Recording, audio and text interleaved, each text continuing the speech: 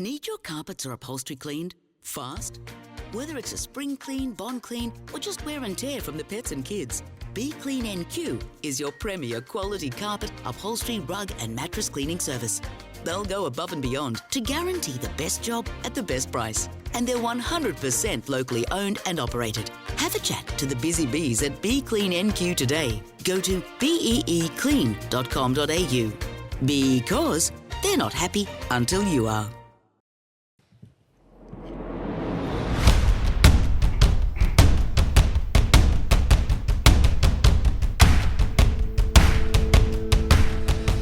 Well, we finished a tiger hunt breaking a nighttime Leichardt hoodoo.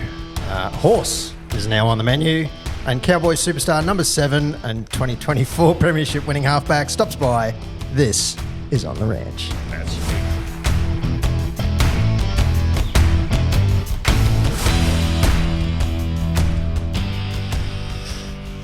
Yes, in case you couldn't tell, Pete wrote that intro. This is episode 178 of On the Ranch. Stand by it too. So thanks for that. All right, that is Pistol Pete, the voice of. Good evening, Mr. Bachelor. I'm calling you. Not eligible, but 1 week down, 25 to go. Straight through. Probably maybe even 30 yet. Who knows? Oh no, look out! All right, I'm XR Bob on Twitter. That guy over there is at Morgan Holmes Evans. Yeah, thanks for having me this week, guys. All for Fusion Networks. We got Billy over here looking at the video and keeping us up to date. And as mentioned in the intro, Cowboy superstar number 7 and 2024 premiership winning. No pressure.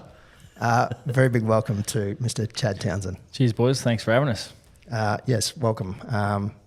Much appreciated. I know I pestered you about 15 times to come on the show, and I was actually surprised to see a reply finally. No, that's all good. It was always my intention to come on the show. I do apologise for I'm taking so long, but I'm a big podcast guy myself, so happy to be here tonight. You've got a podcast, you've got a vlog, you do a column for the paper, you do a radio stint as well. Yeah, Mondays, afternoons. Yeah, I'm busy. I'm balanced. I'm good at the moment. Yeah, I've got a few things happening in my life which I really enjoy, and I'm sure we'll unpack a bit of that tonight. Indeed. Of course, running a footy squad once a week out on the field as well, but also the Players Club. That's another little side business you got going. You haven't got enough going on in your life with the 4 kids as well? Yeah, like I said, I've got a bit happening in my life, but really in control with the things that are in my life at the moment. Very well balanced, as I said before. I'm someone who's always really enjoyed things outside of football. Not afraid to chase my hobbies and things I'm interested in. Use my spare time as much as I can. But obviously mentioned the being in control of the footy team has been the main thing for myself, and something that I take a lot of pride in and take very seriously. And it's been, I guess, the highlight of my life over probably the last 14 years playing, and especially the last couple of years being up here in North Queensland with the Cowboys. I've really enjoyed my time so far. Well, you got a premiership with the Sharks, which, we won't hold that against you. And, possibly another one this year. It's starting to look pretty good. Teams coming into form at the right time of year. Looking back over your career, you've done 2 stints at the Sharks and then 2 stints at the Warriors, back and forth. That's got to be an uncommon thing. Yeah, of course. I actually didn't realise it until it happened, to be fair. And it wasn't something that was ever planned. It just sort of fell into place. But also to be able to go back to places where I've had good relationships, I know the clubs, you know what I mean, made the decisions a lot easier. So when those obviously decisions came, they were a lot easier because I knew places, I knew people. It was easy to kind of slot back into what I was doing previously. It was different. Having 2 stints at 2 different clubs is, I guess it's pretty unique. I don't know how many players have actually done that before. I've not done the research on that specifically, but I can't imagine that would be a common thing. Like I said, how did you end up at the Cowboys then? Actually pretty random story, to be fair. I was at Cronulla and wasn't really, I wasn't off contract. I had an option for the following year in my favour, and the year after that was in the club's favour. And so effectively I could have left if I wanted to. I wasn't out there looking for to leave or of other opportunities. I was very happy at Cronulla. We had some success in the years prior. I was very settled. I was living in my own home. My family was close by, so was my wife's family. We kind of just bought a house a year prior. And then all of a sudden I got a phone call from my agent saying, hey, mate, Michael Morgan's retiring at the end of this year and he's got a bad shoulder and the Cowboys are looking for a veteran halfback to sort of help them get around the park and offer a bit of help with leadership. And what do you think? And I was like, geez, that's a bit random. I was like, all right, yeah, like I'm interested. Let's, let me know what happens. And then he rang me back. He's like, mate, I've got your meeting tomorrow. Actually, sorry, after the game, because we are actually playing the Cowboys that weekend. And we went out and played the Cowboys, and I actually probably had one of the best games of the year for myself that year. Was that 48-6 and you didn't miss a conversion? Yeah, something like that.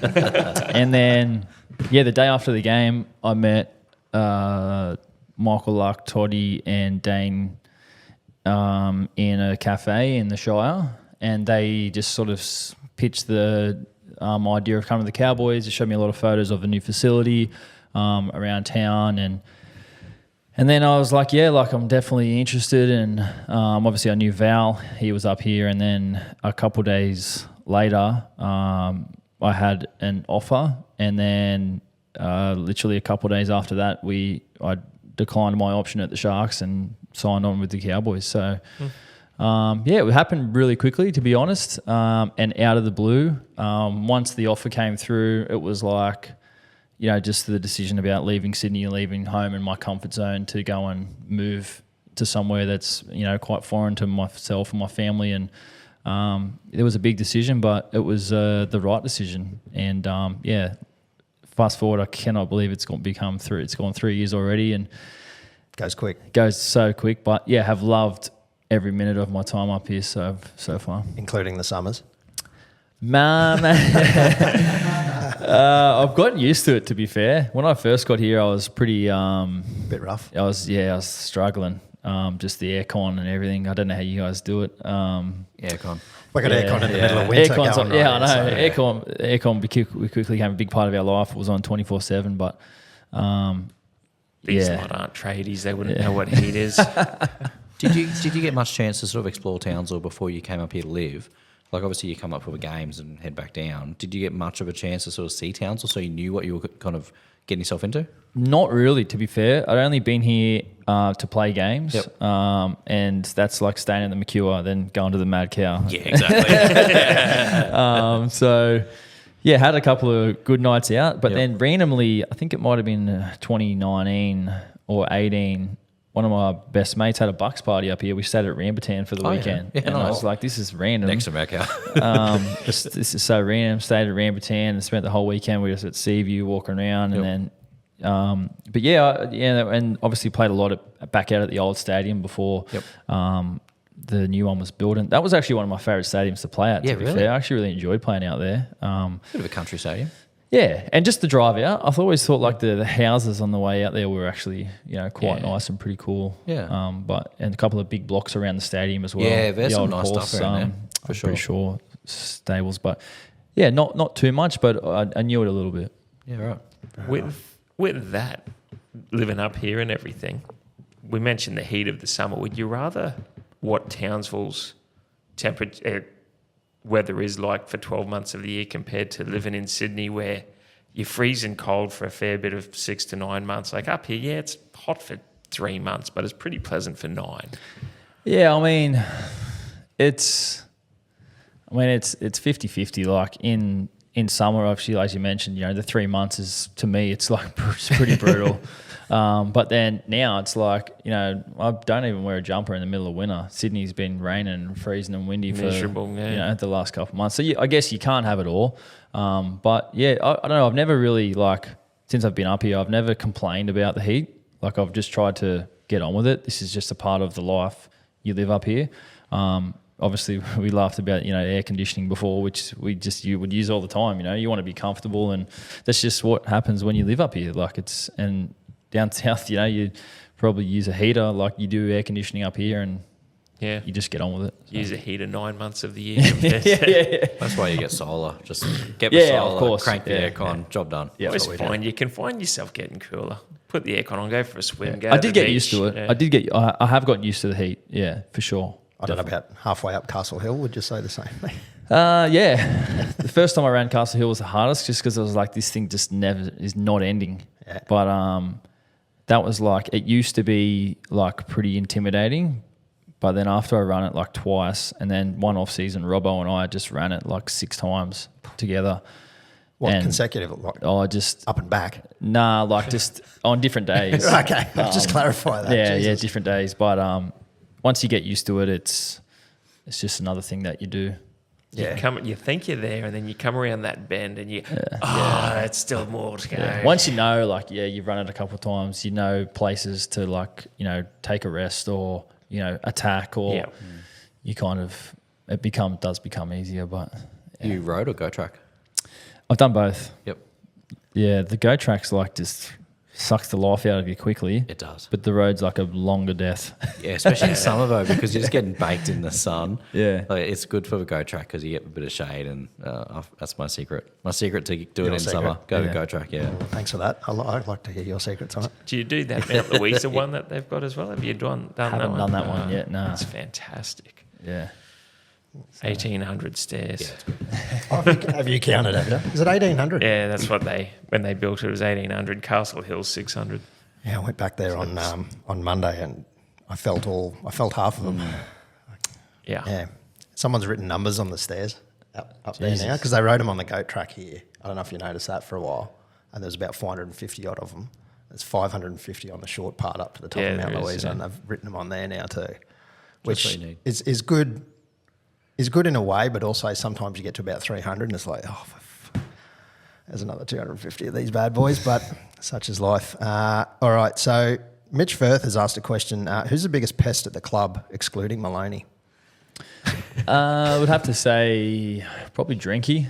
That sounds right. He grabs your camera from time to time. Yeah, he loves it. Drinky. Yeah, probably Drinky. He's always up to something. He's pretty funny. He keeps it pretty light. He loves to joke around and put shit on the boys. And yeah, I mean, there's not really that many pests in our team, to be fair. I mean, like I said before, I mean, everyone's got different personalities and things like that. But yeah, I'd probably have to say Drinky. He's up to some stuff. Fair enough. Possibly a lead-on question, but who's getting the hat trick this week against the Broncos? Feldy. Definitely Felty. Yeah. All right, they're going left. They're running left, boys. Fair enough. All right. And what does being a Cowboy mean for you, and how do you find the impact you and the team have with the community? Yeah, it's an awesome question. Like I said before, moving up here a couple of years ago was a big decision for myself. But one thing I really wanted to do when I moved here was just commit and buy into the town and the community. And obviously, being a one-team town, you understand how much the team means to a lot of people. So, that was one thing I really just tried to do, was try to give my time to the fans and the people around town. And so many times I'll see people wearing Cowboys stuff around town, and a lot of people just come up to me and just say, "Oh, great game on the weekend," or just want to chat. And I'll always make sure I try and give as much time as I can to those people, because it's really cool to just connect with those people through our love for football. Being a Cowboys meant a lot to me. Obviously I've made really good mates with a lot of the team up here, and Started a business with a couple of them? yeah, my connection with those guys has been awesome. And I'll really miss them, once the season's done, not being able to play with them anymore. It'll be sad for that aspect. But also I'm really proud of, the growth that a lot of our guys have had in my time up here.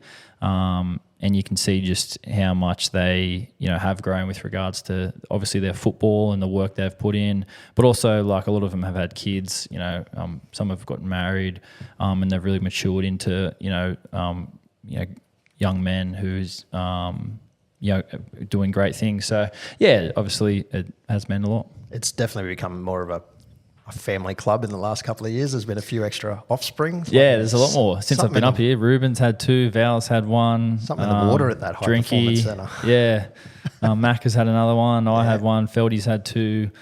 So yeah, there's there's quite a lot. It's good to see, to be fair. I've always, when your teammates start to have kids, it really, I think that's kind of when, their best football sort of starts to happen as they start to mature and grow and, realise that there's other things in life as well. And having children is one of those great equalisers where if you win or lose, the children or your kids will treat you the same, and that's the most important thing. So, it's awesome to see. Yes. How have you found with you say the club have developed and a lot of the boys have developed into men, really? A lot of them probably have. Will definitely have. You've had much involvement with like Tom Duffy and obviously Jake Clifford and that in sort of mentoring them in their game? Yeah, a lot actually. Obviously, I see him at training every day. Spent a lot more time with Cliff than probably Duff. Duff is like quite a bit younger than myself. Cliff, I've actually played with Cliff before in a Prime Minister's game a couple of years ago, so we've had a bit of history. But yeah, I mean, those guys have had great years in the Queensland Cup, and their team is absolutely killing it. Not just those two, but the rest of them, to be fair, in the Northern Pride. But yeah, obviously seeing those guys every day at training, we talk about stuff, things to do, how to play, ideas, what you're seeing, what you're thinking. Those types of discussions are ongoing and always happening. And with your spine players, like we take football probably a lot more serious than every other position with regards to how we dissect and how we think about the game. So you guys are more strategic than you. Yeah, well, we're than the your ones, forwards and your wingers, for instance. Yeah, I mean, there's respectfully, their games are a lot different to ours. Yeah. Where our games are a lot more thought out with regards to how we play, more than I guess a front rower or a winger. Or an you can throw them under the bus here. It's fine. No, I love all my teammates equally. Yep, we all do. No worries.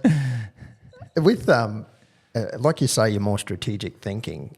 When you get to the end of a fifth tackle, or you get to your fifth tackle, what goes through your mind when you're thinking about, okay, what am I going to do with this? Are we going to, like I've seen this year especially, we or Cowboys tend to run the ball a lot more. There's a lot less kicking, especially if we're close to the line. Is that sort of the fear of the 7 tackle set? Yeah, well, at the start of the year, the NRL changed the rule, which I was really disappointed with, to be fair. As a halfback, my whole career, you work so hard on trying to get a repeat set, and the NRL basically took the value of that away by the short dropout rule. Yep. I think it's an actual art to get a repeat set and get the kick through and apply some pressure. And obviously we spoke in the preseason a lot about potentially running it a little bit more in those sort of scenarios and situations. Obviously a team, and the percentages are kind of, I'd have to look through them, of getting the ball back. You can get the ball back, where if we were to just run the ball in the corner, it's a high percentage play of like it's safe. Yep. But also it probably, can be seen as a little bit boring. But if you turn the ball over inside the 10 and then they're coming off their try line, it is very difficult when you're coming off your own try line and then the next set or the next set, we might get the reward then a couple sets later. But that first set, it's like, doesn't matter if we don't score or get a repeat set, we're building for a couple sets down the track. So there's a lot more method to the madness on the field than some people might see. Yep. But obviously, fifth tackle, there's a whole range of decisions to be made between what way the ball goes. Do you run? Do you kick? Do you pass? And without giving it away, do the rest of your teammates know what you're about to do? You give them a little hand signals behind the back type of thing? Of course, yeah. We're always, we're talking, we're calling. We've got a call for everything. Kick off the hooker, kick off the halfback. Yep. Kick off the 5'8", kick to the winger, kick to the back rower, kick to the centre. There's calls for all that stuff. And like I said before, us as halves or spine players, we're the ones who have to know those calls like that. And it's like you get a split decision to make up your mind about what you want to do, make the call, and then execute. And you don't always get it right, but the more times you practice and get in those scenarios, the better off you are. And then when you do get it right, it is awesome because you train for it so hard every single week. And then when you execute, it's a really good feeling. Does it? Some players look very nice And obviously a lot of work has gone into it and a lot of repetition. And when it comes off, it looks very good. Yeah, there's some. We're all just sitting back going, "Oh, that was nice." Yeah, there's some set plays, which again, they're well thought out plays with regards to what the defense throws up and offers, and I don't want to give too much away, but you actually. When you put someone over for a try that you've actually worked on and spoken about all week, like I said before, it's one of the best feelings you can deliver, and that combination that you have with your players and your teammates doesn't just happen overnight. It happens from time, repetition at training, timing, combination, calls, and then obviously you need to execute in the game where it's much faster and much harder to do. So, it's a really good feeling. I was going to say, on the field, is a lot of it a set play, we know we're going to do this in this set, or is a lot of it just dynamically reacting to the shape you see in the defence and then you go for a play? It can be both, to be fair. Sometimes you might sort of work towards a set play and be setting someone up, getting in a situation or scenario. Other times you could just end up in a spot where it's this is where we need to be, and you need to call it and you need to react. And if you react quick enough to the call and you're prepared and you're actually switched on and focused to what your actual job is, that's when you can execute. That doesn't always happen because there's things like fatigue, and other types of things with how the defense is moving. So there's a lot that needs to sort of come together for the execution to be able to happen. But it happens in both scenarios, to answer your question. So. Just on that as well, when you're saying that you're executing to put a certain player over or whatever, take you back to the Titans home game this year when Felty was on the precipice of breaking Bowen's record, and I remember about 10 minutes to go and you've scored or whatever. There's a good huddle there, and I remember you signalling out, Felty, saying, "Mate, your time has come and we're trying to get you one."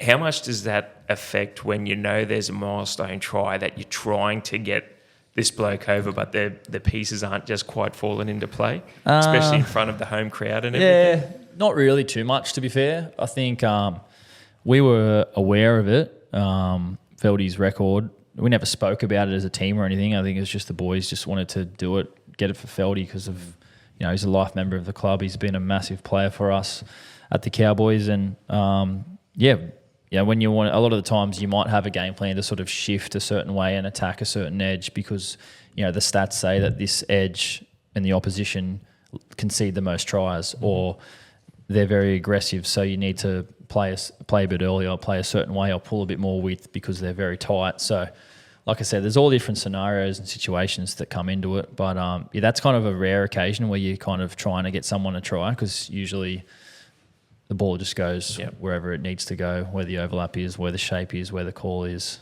and that's just how it is. Then it's another week waiting. Come on, mate, you're getting there. We are trying. Feldy was all good. He's scored enough tries in his career anyway. I think he did it himself in that game. Took that anyway. intercept. Then it's stuff it, boys. I'll do it myself. I'll just pluck it out of the air. Do you think he's kind of underrated a bit by the Sydney sort of southern media because he is a sort of North Queensland player and he's never really sort of been big down there? Yeah, of course, definitely. Like I said, earlier, being up here, you are out of sight and out of mind a little bit, and even with things like Origin selection for New South Wales, you look at Drinky and Robbo, who's in the team now, but obviously being up here and being in the Queensland media and away from those sort of bigger.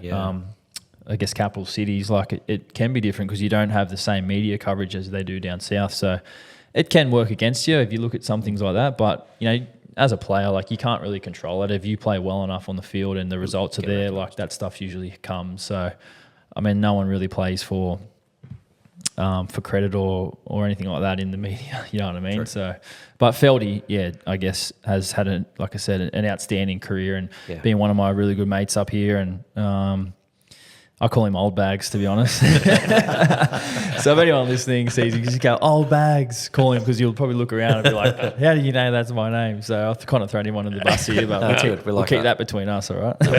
Sure, just these 5 people. Easy. All right. Alistair Horn has asked, which opposition fans do you like more? You don't have to say Sharks. Like, which do I like the most And apart from our fans? Yeah, apart from our fans. Jeez. Or which ones give you less curry? Yeah, probably. friendliest would be a good way to go. Friendliest, yeah. Say Roosters. Or someone like the Yeah, Raiders. now. Yeah, You can say Might Roosters. be Roosters now. Yeah, I don't. That's a tough question, to be honest. The Wars would be all right. Yeah, the Wars are pretty good. The Wars are pretty good. They're very loud, but Since you got the history there too. yeah. Do they love you because you played for them, or do they hate you because you left? Nah, they love me because I played for them, I Yeah, think. nice. That's yeah. good. I like And I've got so much love for the Warriors. They gave me an opportunity. They're fans. I remember when we played them. Yeah, they were all yelling out to me and waving to me, and I love that. Like, it's just a wave back and smiled, cool. and I had 2 really good years there. But yeah, there's some teams who their fans are pretty funny, ruthless funny. They say stuff that Shitheads is what you're saying. but that stuff doesn't worry me. You know what I mean? Fans having their say and yelling out stuff it's part of the game. You know what I mean? They pay their tickets and they pay their membership and whatever it is. So, yeah, I mean, obviously they can say whatever they want within, the within reason. Yeah. But You've just come from probably one of the most hostile locations in the entire league at Leichardt. yeah. No, it wasn't as bad as last year, to be fair. They weren't that loud as last year. They were a little bit quiet this year, I think, because we had the scoreboard kind of in our favour for a lot of the game, which we spoke about before. Yep. Trying to get off to a fast start to quieten down the crowd, which we did that. But yeah, they're very loud. That hill there kind of feels like they're on top of you, which creates a really cool environment. There's not many environments that are like that in the NRL. It's a real suburban feel of football, and almost feels like you're back playing, your local footy with how it feels. So yeah, really, really cool environment. It's much better playing there in front of that many people than playing in a core stadium with 3/4 of a stadium empty. So Yeah, where it's just me. it's just echoey rather than hostile. But On that as well with the fans, got a friend at the show. He's actually coming up for the Raiders game. Big boy Nick Ford Daly. I think you've used some of his videos from the vlogs. Nick from Australia, is that his? Nick from Australia. Yeah. Had the drum down at Leichardt last week and chant. Now, do you hear much of that when a little behind bit? enemy I lines? actually heard him at it was Jubilee Cogra, actually, because we put a couple of tries on it against the Dragons, and I heard him on the hill beating the drum. But yeah, shout out to Nick, actually. I think he's been to quite a few of our games this year, and he sends a couple of videos in for the vlog, which I absolutely love. I saw him after the game on the weekend against the Tigers, shook his hand, said hello. And again, like what we're talking about before, like seeing people around, and, I appreciate the love and support that he showed, not only me, but the team, and coming to the games. And, that's what footy's about. Like, you turn up, you support your team, and, win, lose or draw, like you back your team. So yeah, I think he's been to every away game but the Sharks one, which he said, I was happy to miss that one. But no, he's a good man, Nick. He's a great man. Great fella. well, he'll be up for the Raiders game, so we'll catch up at the Leagues Club or something after that for sure. Awesome. all right, well, since we mentioned the Tigers game, we want a quick review of that one, 'cause since it's a pleasant review. 48-30. The Cowboys over the Tigers at Leichardt Oval on last Thursday. Seems so long ago. But yeah, it's a tough trip for you guys.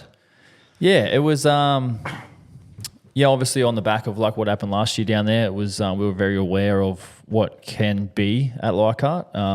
With regards to the environment, the crowd, momentum, and the Tigers are a much better team at Leichardt. The stats say that they score a lot more points at Leichardt, and they concede a lot less points at Leichardt. That's just what the stats say. So it's pretty interesting for a team to have like 3 different home grounds like the Tigers do. Yeah.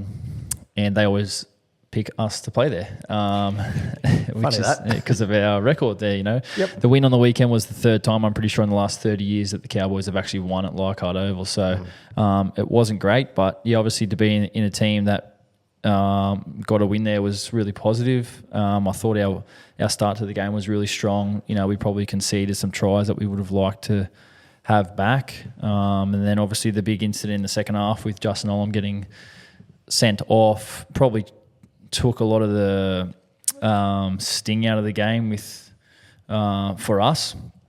We probably took the foot off the gas and probably just thought we'd ease our way over to a victory.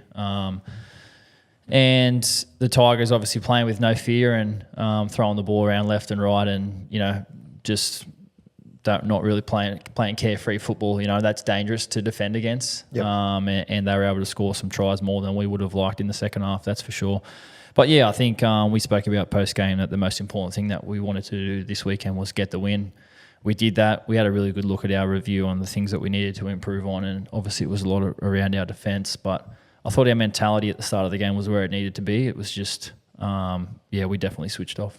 Yeah, for sure. But the defence, you can tell, has improved in the last. Yeah, well, at the start of the year, I thought we were really probably struggling. We changed our defensive system in the off-season. We worked really hard at making those adjustments, and probably took us a little bit longer than we would have liked to adjust. But yeah, I definitely think we've made strides with regards to our defence. I still think there's improvements there for us. I think if you look at our side, we are very much an attack-oriented team. If you talk about the Cowboys, you talk about our attack and the flair and the X factor we have right across the park. Flipping that narrative to being a defensive-focused team would be, I guess, the goal of ours to do that. That only comes through hard work and obviously, getting the job done on the field. So, that's the challenge for us moving forward. And that's one of those, just as a guess, one of those repetition things you were speaking about earlier, where maybe haven't quite done as many reps in defence as in attack, look, we still work really hard on our defence at training every week. Our coaches are always geared, like 75% of our drills are probably defence orientated. Yeah. A lot of the time defence is a bit of an attitude, and competing and getting yourself in position to stop tries, because things like missed tackles, someone out of play because of a quick play the ball happen. But having numbers in the picture and trying to stop tries is an attitude to try and want to stop it. Yeah. And those effort areas, which we try and speak about a lot more, which we've actually really improved on over probably the last 6 to 8 weeks. What do you guys count as a missed tackle? Because what the NRL thinks a missed tackle is and what we think it is, I think there's a big disparity there. Yeah, I don't know. I'm not someone who looks at stats too much, but I do know that if you look at the stats for the NRL and you look at the stats of Fox League, they're completely different. So yeah. I don't know what they account as what is what. Yeah. And they've got an ineffective tackle as well. So what is that? I'm not really sure, to be honest. It's not something I really... It's just get in front of him and be a much. speed bump if you have to. Get in front, do your best, make your tackle, and stop tries. And when you are trying to stop tries on goal line D, and it's fourth tackle and they're 10 out, you're on top of them and everything, and then you hear over the PA system, ding, ding, rock infringement. Is there a fine system after the game? You arsehole, you knew we were gassed. Why did you stay in the ruck for it? Why didn't you get back 10? Or? No fine system. I remember that game against Penrith, actually. We... I think it was the first half. It was just we were defending our line. It was 6 again, 6 again, 6 Crazy. again. And we just kept turning up. Sometimes decisions with referees are taken out of your control, and, you can't really, I guess, control what they do or the decisions they make. The only thing you can do is just move on to what's next. If they give a 6 again, you just have to keep turning up and defending it, and you worry about later on. Because you can't, it's not like a penalty you can question, but there'd be at least 90% of 6 agains you'd think, really, was that, were we really not back 10? Yeah, big time. What's a ruck infringement? Were we 0.02 of a second longer in the ruck? Of course. Some 6 agains are... sometimes you get done for holding down when there's other tackles that get hurled down even more. I guess all we want as players and fans is obviously consistency. Obviously with humans, it's just a part of, sometimes the referees, get it right. Sometimes they get it wrong. And like I said before, you have to deal with the decision and deal with it as quick as you can, and you just move on to your next job. Yeah. Who's your favourite ref? I don't have one. No, there's a few on the take, isn't there? Well, yeah. I'm not too bad with the refs. I've always tried to treat them with respect and speak to them with respect. That's the big thing. You want in the heat of the moment when there's a lot on the line. there's a lot of pressure, there's fatigue, you want to, I guess, speak a certain way, but sometimes, you just have to tone it down a little bit and, like I said before, understand that they're doing a job as well. And, I think that underlying the most important thing there is just respect. You get to go up to one, for instance, if you happen to get sent off for patting someone on the head. Yeah, well, I didn't even... I sinned in for that. I got sent off for someone throwing the ball at me. Yeah. What happened? Someone threw the ball at my head and I got sent off. Yeah. That's dumb. I didn't say anything. I was just like, I don't even know what to do. I'll just go off. I suppose you can't really sit there and argue it, can you? Oh, of course. I mean, what do you, like I said before, like it's like literally what is me saying something to the referee going to do right now? Like he's just sent me off and the guy's throwing the ball at my head. But yeah, I mean, like I said, you just get on, you have to get on with it. Like in my line of work in the NRL, like stuff doesn't go your way all the time. Yeah. It's just a part of the game.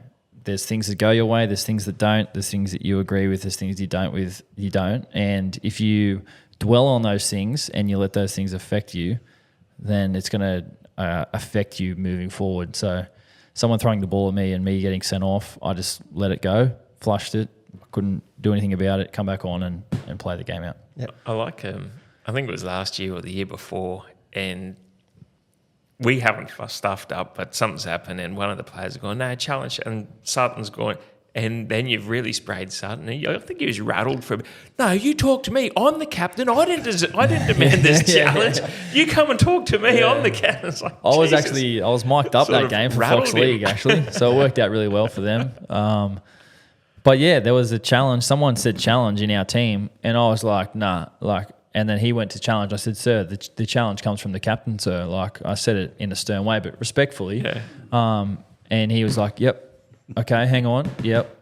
And he had to go back to him and say, yeah, the challenge didn't come from there. It's, whatever the call was. So, but yeah, I mean, Sutton was rattled for the next couple of minutes. He didn't know what to blow or what to do. Yeah. So no, that was fun actually. Yeah, that was cool. No doubt. All right, we do a 3-2-1 where we give our player points for the game. Happy to take your opinions as well. Sweet. But we'll just quickly run through ours. I gave 3 points to Reece Robson, who was just a tackle machine. Without Cotter there, he was just unbelievable. I don't think he misses anything. He's a tough kid. He's a great player. Hillam Lukey, I gave 2 points. He can he can run some lines. And I mean that in a totally above board way. And for 1 point was Scotty Drinkwater, who's just, I don't know, just watch him in defence. Yeah, just watch him. Just watch him in defence. They get up me ribs here, Chatty, because I said, when you go to the game live and you just pick a play, and I'd always just pick Drinky and see what he's doing, and he's one field to the other. You go here, you go there. And he's got a big job, that's for sure. Watch him in defence, He's killing it. And then they've scored right past him. Yeah. All right. Phone just lights up after that. Funny that. Morgan. Couldn't have worked out any better. I've gone 3 points to Drinky. I've gone 2 for Robbo, as previously mentioned. 1 to Murray Talangi out on the wing. But I always give an honourable shout out. So I've gone Val, always Dearden. Dearden always gets points for me. And Chad, 11 kicks, 360 metres. Very nice. Sweet. Yeah, good kicking with a boot. I'm a big fan. You always give points to our guests too, I've noticed. Well, I mean, you're dumb if you don't. I mean, let's face it. I'm invested in being biased here. Fair enough. But no, good kicking with a boot. So Appreciate it's that. been, I've found this season, it's been really good. Yeah. Appreciate that. The kick chase as well, I've noticed you've done a lot more of that this year, chasing your kicks when you've put it up on the last and trying to land it. Well, there's times where I get hit or... I mean, the new kick pressure rules have probably helped us, not being on the ground as much. For the first 13 years of my career, every time I kicked the ball, I got hit to the ground.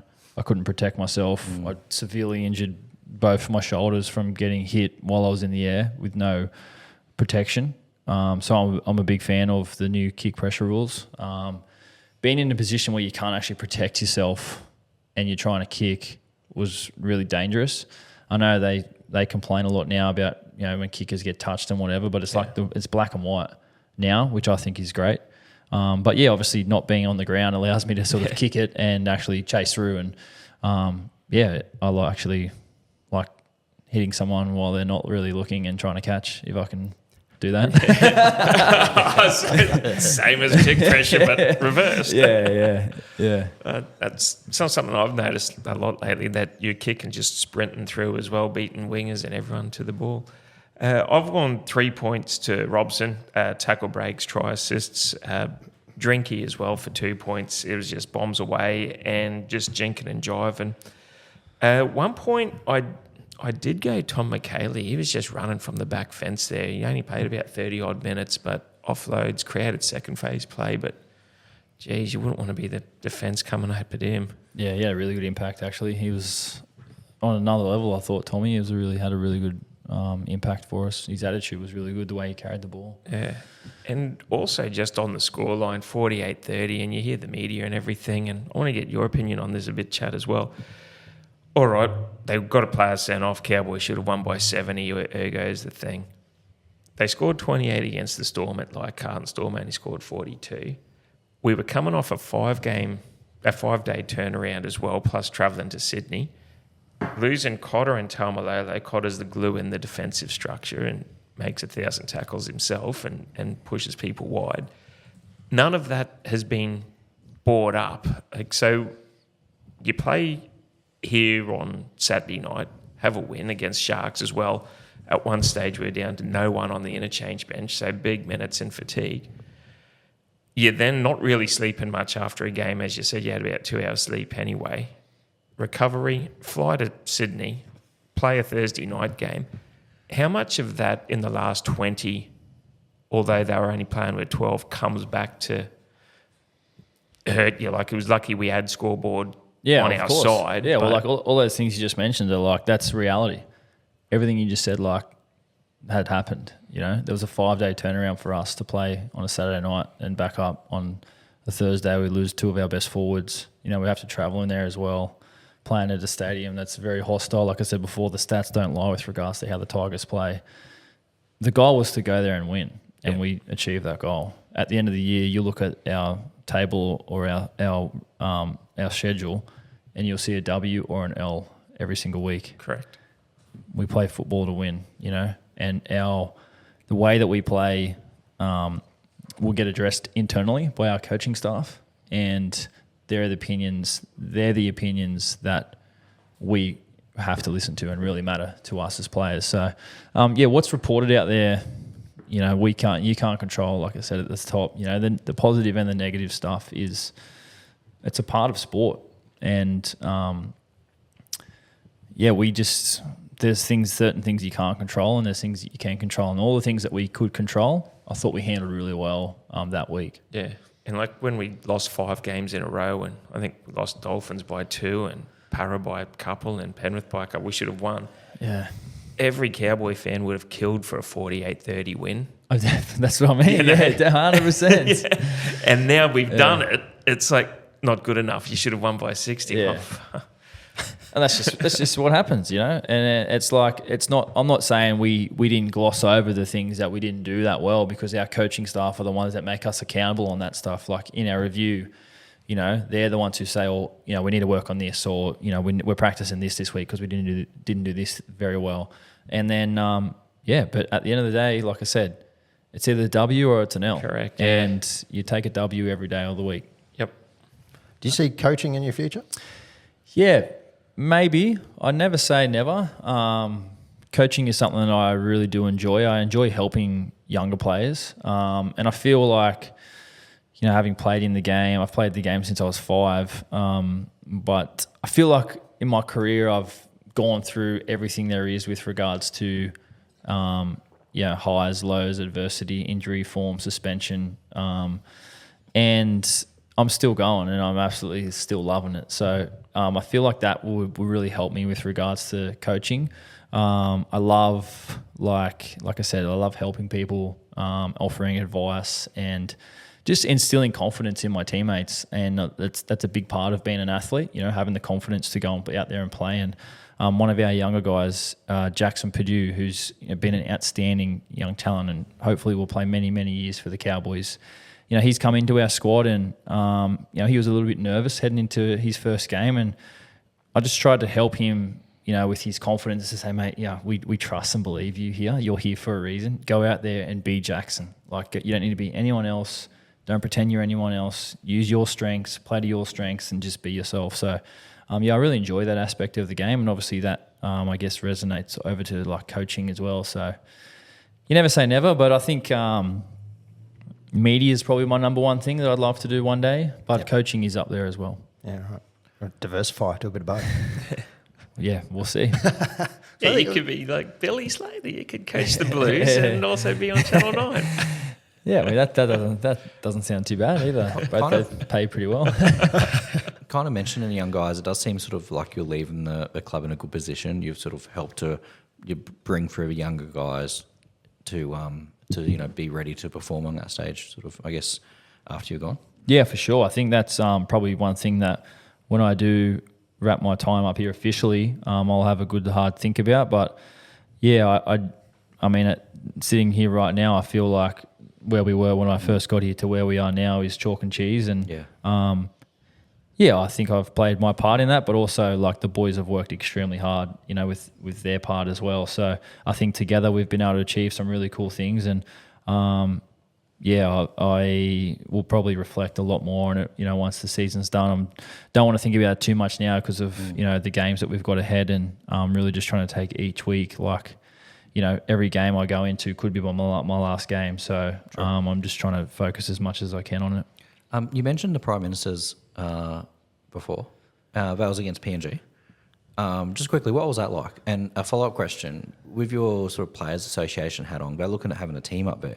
How do you think that'll sort of go with having that team in the league? Yeah, look, it was a really cool experience. Rugby league in Papua New Guinea is booming. Big. It's their national sport. They absolutely love it. They've got the Hunters in the Queensland Cup. Does a team work in Papua New Guinea? Is it located in Papua New Guinea, or is it located in Australia? Yeah, look, these are really tough conversations, I guess, that are happening at the moment.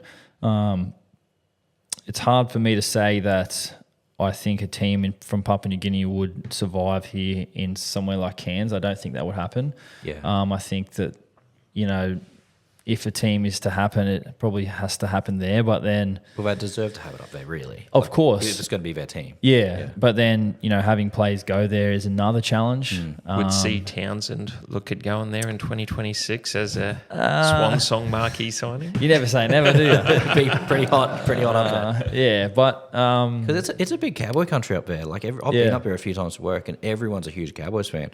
So it'll be interesting, Yeah, of course. And you don't know what's going to happen with them. But, you hear about the government funding and things like that, which obviously may play a part. But I guess when you look at the holistic picture, it's about the growth of the game. And I think an extra team or two would be great for the country and for the league. Well, we've got the Perth Bears coming on board not too far off. So you miss out. Do you think? Never say never. You might end up playing it. Yeah. Do you think the talent pool is there for two more? I personally think there is, considering how many guns are missing out due to regular first graders. I mean, you look at Tom Duffy; he'd be a starting 7 anywhere sort of thing as well. It's more the coaching. Yeah. Would you not agree? Well, like you look at the coaches who are probably out there at the minute who don't have jobs. Brad Arthur's out there looking for a job. I'm sure there's a couple of others, assistant coaches who could be, NRL head coaches. There's definitely, in my opinion, enough talent for at least one team. You look at some of the guys who are, the young Dolphins fullback. His name's just skipped my mind. Trey Fuller. Sul Farlongo from Melbourne. They got Pappenhausen down there. There's just two that are off the top of my head. Yeah, true. Plus, your front rower and your forwards are probably... There's a lot more of them. They're a bit more expendable forwards because they can come off the bench and things like that. But yeah, there probably is enough talent, and yeah, we'll see what happens. Yeah, happy days. All right. Well, one more thing before we let you go, if Sweet. you don't mind, it's just the preview of this weekend: Cowboys versus Broncos. The the derby to end all derbies, the best derby in the competition. We might be a little bit biased on that. How have you bought into the whole Cowboys-Broncos rivalry? Yeah, it's a good question. Obviously, I had my own derby at Cronulla with the Dragons there for a couple of years. But then you come up here and you, I guess, go through a derby that's on a whole different level. You know, the whole of Queensland's usually eyes are on this one. One thing you learn pretty quickly being up here is that you're either a Cowboys fan or you're a Broncos fan. You know, there's a lot of, I guess, older people who are Broncos fans because they supported the Broncos before the Cowboys came into the competition. But yeah, I think there's a healthy rivalry between the two clubs. But also, I think one of the biggest things I've found out since playing in this rivalry game is that it's done with like a lot of respect. Both teams play in the game with like there's no niggle, you know, there's no shit talk, there's none of that. It's just like hard football respect, you know. And then after the game, we just shake hands and the best team wins. And that's something I've actually really enjoyed. You know, both teams to be like, you know, we just play. You play hard, and you know they beat us twice last year, and I think we beat them twice the year before. I think it was like that. So, yeah. Form goes out the window with these games too. You know, the crowds are always massive. They're always the best crowds to play in front of. Something I have really, really enjoyed. Indeed. And a little bit of extra incentive this week with the Carl Webb medal. Yeah, definitely. Look, the jerseys that the club's design are incredible. Would love to sort of get my hands on one of them and keep it. And obviously a really, really awesome thing the club's doing this weekend with retiring the number 12 jersey, and they've got Carl Webb's, I think it's 168, his Cowboys number on the jersey, and the Carl Webb Foundation, I'm pretty sure that they're raising some money for in memory of him. And he was obviously really iconic with Queensland Rugby League, the Cowboys and the Broncos. So it'd be really cool to celebrate Carl and his family and the legacy that he left in rugby league. And can we get all the players shaving a queue into there? I tried to tell Jeremiah to do that actually because he usually wears number 12, but I'd say he'll be in a different number this weekend. But he might do it. I'll talk to him tomorrow at training and see how he goes. Would he wear 21? He'd probably in the 20s something. Well, he's named at 24. Yeah. Would have thought 21 would be 12 opposite. Oh, I see what you're doing. Flipping the numbers. 12 plus 12 is 24, so maybe that. That's even too better. as well. Yeah, right. What do you know, Pete? Oh, sure. And with that as well, did you ever hate the Broncos before moving to the Cowboys? Nah, never. And now you just despise them with a passion? Hate's a pretty strong word for me. A healthy disrespect. Yeah, I mean, like, you know, you always want to beat your opposition, but this week you just want to beat them even more. By 19 plus.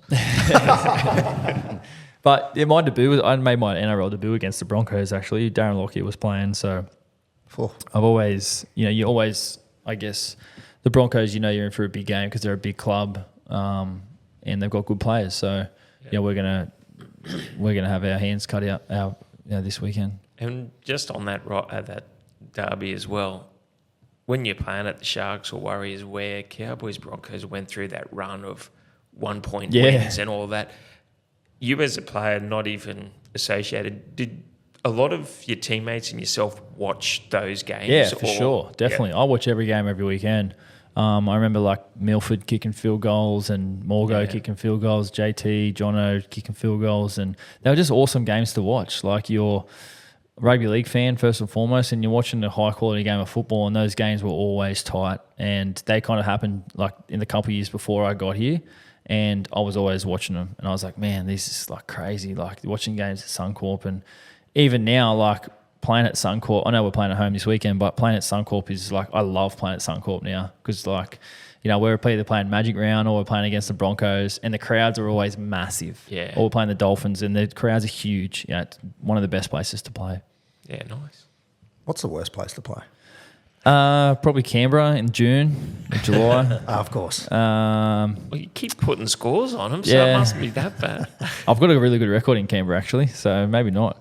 I don't know. Maybe Man, from here, like the hardest place to get to is New Zealand from here, obviously because there's 2 flights and it's international. But like, 2 flights to Canberra as well. Darwin wouldn't be fun. Darwin was fun when we played there. We pumped the Eels. Yeah. It was just like playing at home, to be honest. The humidity. Game. Eels can't play up. Financially rewarding, that game. Yeah. But like it's, I don't know. It doesn't really mind where we play. To be fair, all conditions are, pretty different. Once you're on the field, it's the same size it's all field. business. Yeah. Yeah. Well, same. Well, actually, you did. Well, there was in the reports that you were considering some Super League. So speaking of same size fields. Oh yeah. Just because their in goals are tiny. Yeah. What I know you've sort of spoken in the media that it's probably a big family thing rather than take 4 young kids over there and be a whole different experience for them. Yeah, of course. Yeah, we met with multiple clubs over there, to be honest, and the decision to not go there was definitely based around my family and my children. We got offered multiple years to go over there, longer than I had offers here in Australia. But at the end of the day, I made the decision not purely based around football, and to be able to move back to Sydney and have my children settled back into school and family. That was the key thing for me. I've played the last 14 years, and my decisions have been around me and my career, and I've put myself, selfishly first with my career, and lifted my family and taken my kids out of school and my wife from her hometown, and it was time for me to be like, no, it's about my kids now, and we made the decision just to look after them, and obviously, I'm getting a bit older too. I'm no spring chicken anymore, and I really want to, prepare myself as best I can for life after football, and whenever that is. If it is after next year, we'll see. But yeah, being in Sydney and being at home makes things easier for me to sort of set that up whenever that is. And doing that from overseas, would have been a lot more difficult than for sure. had I been in Sydney. Yeah, indeed. And NQ is always an opportunity to live here now that you've been here for 3 years. We're not just 2-headed hicks. Everything up here, it's actually a pretty good lifestyle. Yeah, no, I've got some of my best mates up here now. So, I'll always be, really fond of this area, North Queensland, and really grateful for my opportunity and my 3 years I've spent here, and the mates that I've formed. And I know, like I said earlier, I'll reflect a lot, when I'm finished. But, we've done some really cool things over the past 3 years, on and off the field. Yeah, definitely. I'm really grateful for, the support I've had, the fans. It's on and off the field, the highs, the lows. It's been really cool, and I'm really, really grateful. So, yeah. The story's not ending yet. It's not. It hasn't. That's why I keep saying, we'll reflect once the season's done. There's a big month or so in front of us, and it's exciting. You know what I mean? It's all there for us if we want it, and we'll see how far we can actually go. Probably an advantage there is a lot of the players have been there before and not that long ago. Yeah, a lot of our guys now have played big games. A lot of Origin players, big crowds, big moments, finals experience. It's a simple game in the big games, and like I said before, that the best team that reacts the quickest and the fastest, it stops tries. Who's the most desperate usually win those games. So that's our challenge, and it's based on the back of defence, like I said. Well, getting away from football, and before we let you go, do you listen to many other podcasts? I mean, you're a podcaster yourself, other than On the Ranch, which is obviously a regular listen for you. But anything else? Not really, to be fair. I don't live that far away from training, so I usually listen to music. I don't listen to the radio. I usually listen to music on Spotify on the way into training. I'd say I'm a part-time podcaster. I've done 4 episodes this year just with the teammates to keep things ticking over, but it's something that I will do on a much more full-time basis when I finish playing football, I'd say. But yeah, I've listened to a couple here and there, some Australian sports, some American sports, a little bit of obviously the big guys, Joe Rogan, Andy Frisella, just random things like that here and there. But yeah, that's about it. You don't listen to the Journeyman religiously? I couldn't stand listening to James Maloney anymore. That I already have to. Oh, I tune in every week. I reckon that's just one of the funniest ones. He burns my ears enough during the day, Jimmy. The segment he had with you on there and just going, oh, we could talk about the time you and me fought Gal. That never happened. Yeah, but we can make it up. Like, Yeah, his voice is it's cooked, so that's enough for me. Do you hear him when you're out and playing and he's behind you? Yeah, for sure. He's been great on the field. Yeah, he still runs around. He still loves it. Still yells out. Won't shut up. Yeah, much like he was on the field when he was actually playing. So yeah, no, he's doing a good job for us. looks like he's... Yeah, because watching, I think, after a try or whatever, and he's in there barking the orders, no, we got to do this and that. Leave that up to the bloke running the show, mate. Yeah. No, he's been good. All right. Well, our last couple of questions are ones we ask everybody who comes on the show. The first one is, what's your favourite pie? Jesus. I'd have to say...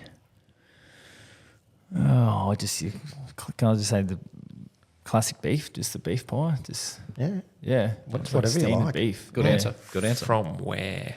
Yeah. Oh, just your bakery. Yeah. Just Don't have it. and New Zealand bakeries. Oh, they're the best. The pies in New Zealand. ones? Oh yeah, just your local bakery. Yeah, right. Kiwis that'll hit for Kiwis if there are any of the Kiwis listening. The Yeah. old mince and cheese. Yeah, that's just some mince. Yeah, mince pie. Very good. All right. But there's our pie aficionado over there. But I'm a big mouse pie number one fan. Yeah.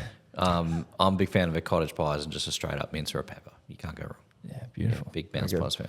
all right, last one. So you're on a deserted island. You can take, there's nothing else on there, but you can take 2 players with you.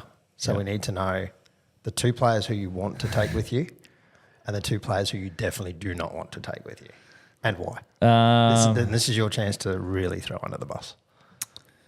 Okay, the 2 players I would want to take with me would probably be, I'd probably take Thomas Chester. Like he's a bit of a nutcase, like spear fisherman, no fear, like would go dive and catch us food, like live. Yeah, right. He'd probably be like a caveman living.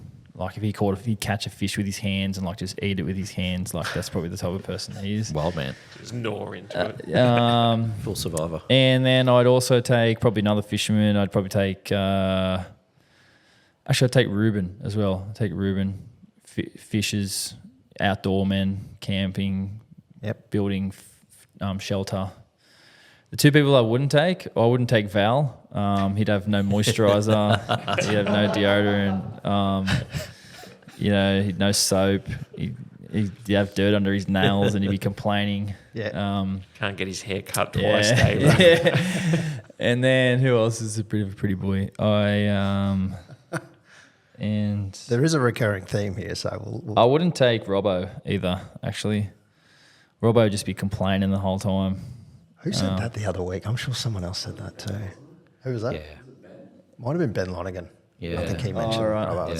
Yeah. I think it was that one. And Val. Val comes up. Did Benny say Val? I think I think he said Val as well. Yeah. And it's always the same. Yeah, it tends to come up because no one wants to take the ones who can't handle being outdoors. Yeah. It used to be Morgay. Used to be Morgay, yeah. Yep. And the ones that they did want to take, it used to be Macca.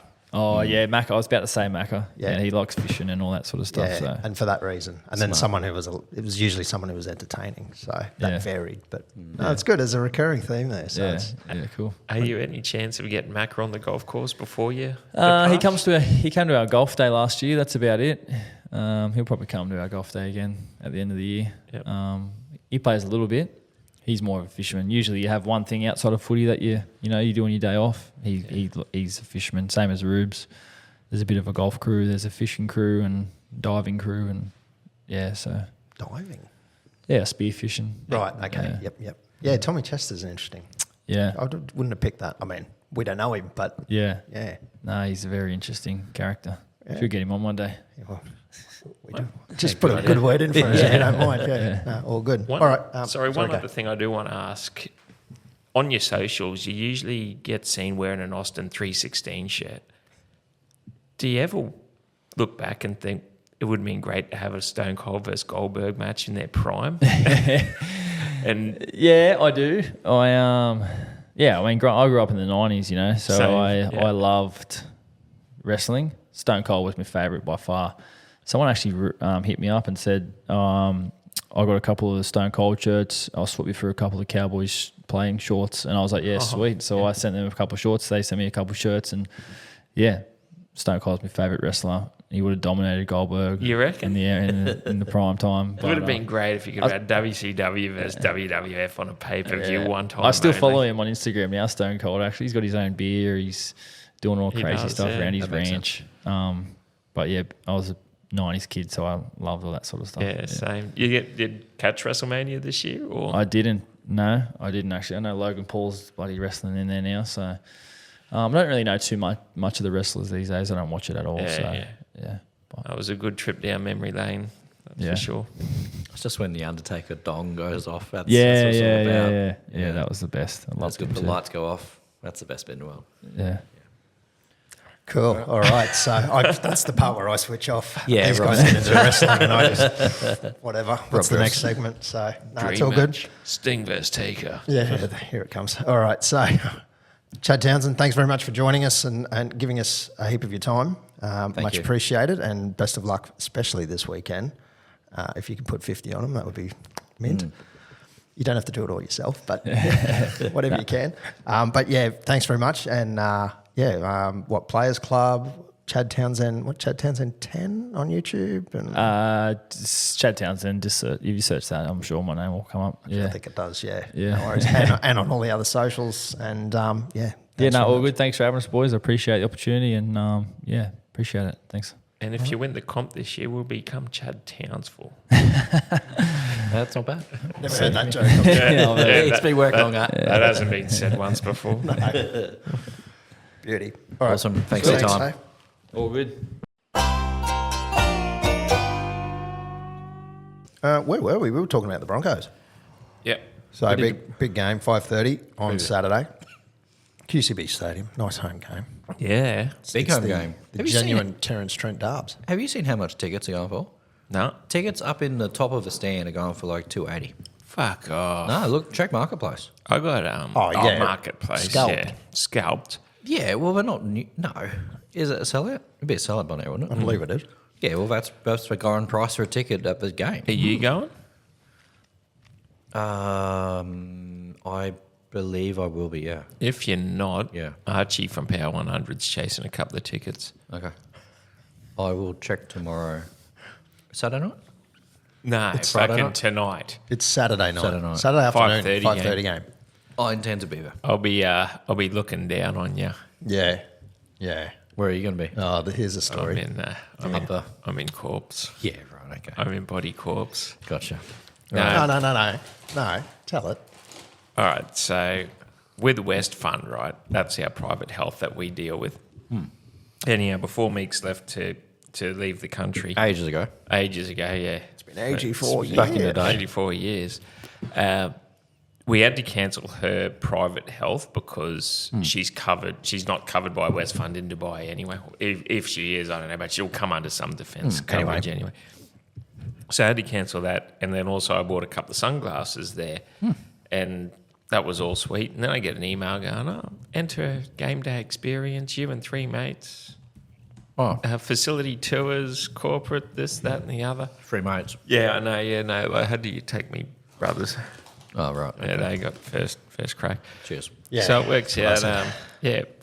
Facility tours and then Corpy box games. Plus, not that I knew this, but got the email today: $500 at the team shop voucher to spend. How good's that? Anyway, the Darbs this weekend. So I'll be darbing it up. You will be. Very good. Doesn't that sound fun? Yeah, should have come. You should get into your vlog work. Take a GoPro with you. Yeah. Should have come Yeah, should come. to the Just box. break in. Just hey, I'll just I'm tap Morgan on from the glass. Fusion. Tap, Wear tap, tap, tap, tap. wear that shirt. Yeah. I'll just look like I'm part of a crew. They almost do, actually. They pretty much do. Not too different from The actual Cowboys ones. If you did, I look really busy. I'm on the phone. I can't stop to talk to you. Straight in. You probably could, because some of the security there that don't really vet. No. They're very young. That's how we got to front row Taylor Swift. Like, no one cared what you were doing. Halfway through, Yeah, but that's Taylor Swift. you, like, Jesus no one was. Christ. That was Yeah. me last one. Sure. Oh, bugger off. Righto. I was really eyeing off the big white part. All right, so where are we picking up from? Well, we're just going to carry on. And what did you do? Oh, did you break it? Peter, done nothing. Press the pumpkin button. eater. I hope that didn't stop recording at that point. I mean, my it still Lord. says recording. He's still recording. And I'm recording over here. Well, I was recording over here. Peter. I stopped recording there. This is why Peter is not allowed near the buttons. Yeah. This is why we have you on that side normally. Yep. It's all weird having you beside Yeah, me. it's fucked. Oh, is it fucked, is it? Yeah, because there's a camera in me way, so I can't punch you. That's a shame. You What can't, a you can't shame. punch anyway. There's mosquito bites. Oh, please. Yeah, Us corgis. you know it. Oh, please, mate. Tickle. Little rib ticklers. So the team is very, very similar. How did you find Peter's pronunciation of the team last week? Not terrible. Not terrible. Not terrible. Not bad. How did Also, reading it off a fucking shithouse iPhone small screen Yeah. without glasses. yeah, I did, yeah. without a size 36 font. Without glasses. Without glasses. Yeah. Good show last week. Yeah, not bad. Good hosting. Oh, I didn't mind it. Good paddling. You did well. Thank you. You did well. Oh, I was pretty happy. I went okay. I was in a little bit of a man flu haze. Yeah. Hallucinating. But through that, it was fine. There was frogs crawling up the wall at the same time you were talking. It was interesting. It sounded better listening back to it than what the experience was like live in Jesus. studio. That's a fucking rap. That's what she said the next day. All right. Well, the Broncos line up the Cowboys, line up as it's basically -17. There are a few little things here. Hillam Lukey's back. Thank God. He's cleared of his, or he's served his 11 days, I guess you'd call it. Yeah, Stand he's down. HIA. He's thinking HIA. of Oh, Reuben. sorry, that was Reuben. Hillam didn't actually get. He was listed as concussion at one point there, but he's Passed the named, tests. and he's in, Oldham thankfully. didn't miss him. No, that was. Look, I'd have been happy with a penalty on that, but to be sent off, that's the rule. So Yeah. Even better. And Tomalolo's still out for Tamalolo's still out, but they few weeks? apparently no surgery might not be necessary. That'll be nice. So he could be back before the end of, I think, the game after the Panthers. I think it is, or the I game think after. the Storm, after, because we have Broncos, Raiders, by Storm. Correct. Yeah, so it might be for the Storm. after the bye, yeah. for I've the already Storm, yeah. suggested he wears the NBA clear face mask. Yep. Oh, yeah. Yep. I'm sure he'll do that. Or the Undertaker one where he wore with a fractured face. But yes, Rubes is back at lock at number 13, which pushes Harrison Edwards onto the bench. So, yeah, interesting team. Should be pretty good. And then the Broncos, Reece Walsh, Osaya Karapani, Tony Staggs, Dean Mariner, Jesse Arthurs, Josh Rogers. Not a bad player, that at Rogers. 6. Big rap on the young kid. Adam Reynolds at 7. Corey Jensen. Oh, Corey Jensen starting prop. Billy Walters, Xavier Willison, Brendan Piakura, Jordan Rickey, and Pat Carrigan. And they got Blake Moser off the bench. He did all right. Yeah. Don't mind him. Kobe Hetherington, Tristan Saylor, dangerous, and Marty Tapa'u. Yeah. Worrying game for the Cows. Big game. I think we got him. I think we got him easy. Look, I'd like to hope we do. I think that we've got him 19 plus, to be honest. Conveniently 19 plus. Yeah. But no, I'm with you. I'm definitely tipping Cowboys this week, without a doubt. It's just at home. I think it's just too It's good. a massive game. And Broncos just haven't. They're not clicking. And then after this game, we can post on our socials going, well, if the Broncos season wasn't screwed before, it is now. Especially when we put 50 on them. Oh, yeah. You can't win Put a line through them then. can't win a grand final. All right. There's actually a world that exists for the Broncos to get the wooden spoon still. Oh yeah, it could happen. It's mathematical. It's tough. Well, It's tough. I'll be praying to the gods.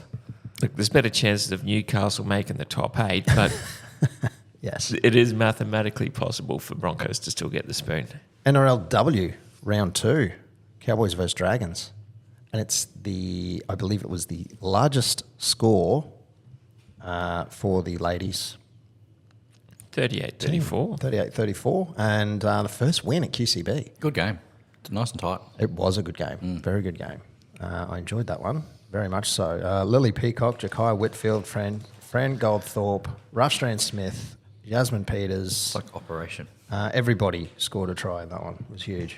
I feel like they've missed a trick, though, the organisers on this. I know they want to grow the game, but we've got Cowboys-Broncos derby here at 5:30. Yep. Cowboys play, the women's Cowboys play a home game the very next day, but it's not at QCB. It's like Mike Toyota Field or something like that. Totally Workwear Stadium in Somewhere Brisbane. like that. It's in Brisbane. Yeah, it's in Brisbane. Yeah, the scheduling for the women's is off. Like, would you not have thought to play Cowboys-Broncos as the women's before Cowboys-Broncos men's? Like, I know it is a standalone. I know, yeah, and that's why they're pushing it. It's this because it's standalone. But I don't see. I think in they a game should, like this is something that you should push. I think you should have it as a double header. Yeah. And I think a lot of the games should be double headers. I think so. And it's yes, they're a standalone competition, but you're going to get the patrons in if you have. Correct. If you have it You're as a gonna double get header. them in there earlier. And that's the thing is you want bums on seats for these games. And sometimes they might say, "Oh, we're trying to protect the field," but Magic Round. That's rubbish. Yeah. Clearly. you can play. They play pre-games anyway. Exactly right. So, like, I think there's been a few this year. You have a pre-game before the main game. So, No, you can I have- think they should And be they used to do double it headers. all the time with. You used to go in and you'd watch under 19s, and then you'd watch NYC, and then you'd watch the main game.